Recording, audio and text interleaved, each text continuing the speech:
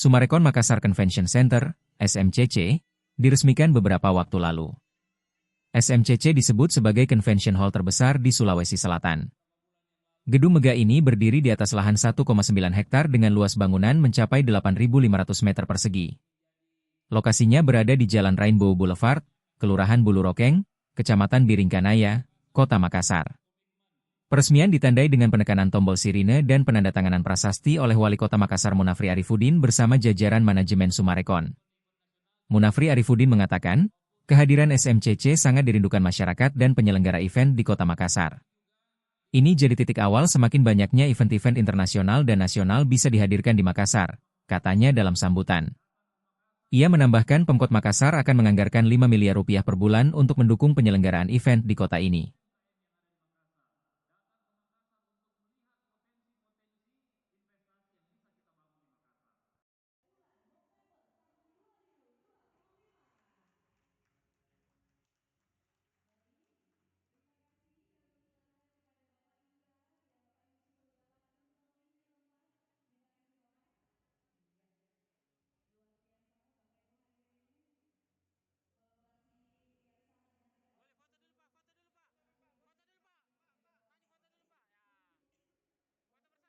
Download Tribun X sekarang, menghadirkan lokal menjadi Indonesia.